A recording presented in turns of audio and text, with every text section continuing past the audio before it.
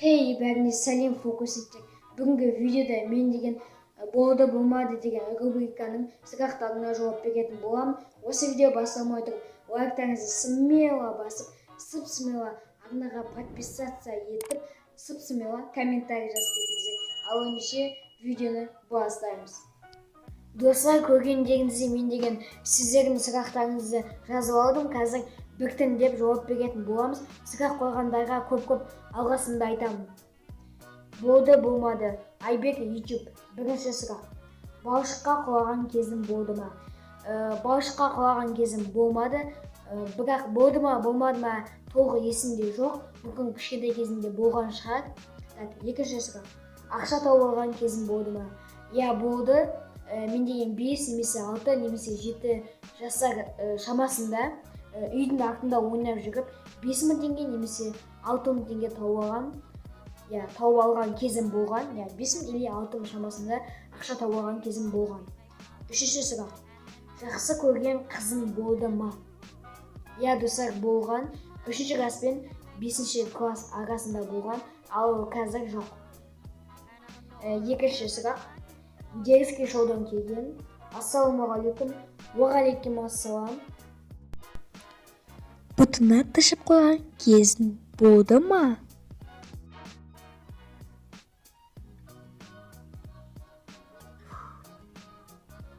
Болмады. Деріске шоудың екінші сұрағына жауап береміз. Ең қиын трюк жасаймын деп бір жерімді ауыртып алған кезім болды ма дейді. Болмады. Яғни достар, мен деген ондай трюк деген нәрсеге қызықпаймын. Сондықтан ондай нәрселерді жасамаймын. Сондықтан ешқандай жерімді ауыртпадым. Ақша тауып алған кезім болды ма? Все, рахмет от души. Деріске шоу сағанда сұрақ қалдырғанына рахмет. Мен оған жауап бердім. Келесі сұрақ қазақ ютуберден келіпті. Әке менімен сабаған кез болды ма? Болмады. Бұтына сүйеп қойған кезім болды ма?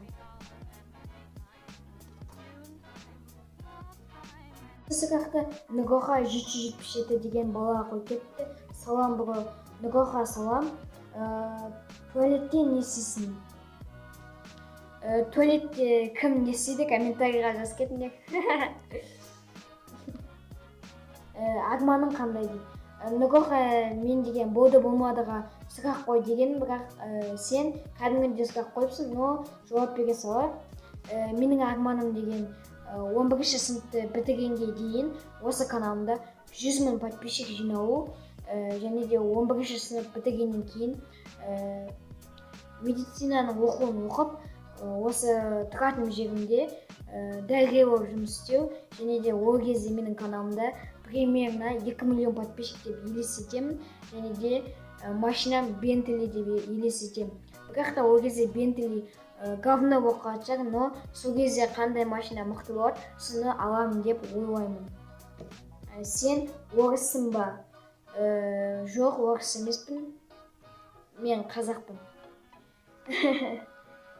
Екі алып көрдім ба дейді.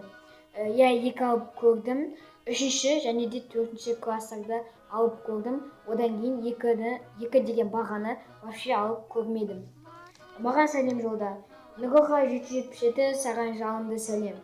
Келесі сұрақ. Булочка Парджиминнан келіпті. Ғашық болған кезім болды ма? Жаңағы айтқандай 3 пен 5-ші класс аралығында болды, одан кейін болмады. Класстастарымды жек көріп кеткен кезім болды ма? Есімде жоқ, но по идее болған жоқ. Біреулердің хейтері болған кезім болды ма? Достар, мен деген қазір ешкімнің хейтері емеспін. Просто жындаған кезде ютубта рекомендацияда видео шығады. Соны көрген кезде бір жері маған ұнамай қалса жазам. Сендер итше бергесіңдер, істей бергесіңдер, не пәле, анау мынау, достар түсірмейсіңдер ма деген сияқты жазам. Но хейтер емеспін ешкім. 6-шы сұрақ. Қазақ баладан келіпті. Маған пиар жасап бересің ба тегін дейді. Достар, мен деген тегін пиар жасамаймын. Видеоға пиарды 200 теңге жасаймын, ал сообществоға 100 теңге. Кім алады? Описаниеде ВК, WhatsApp, Instagram бүкілі тұрады.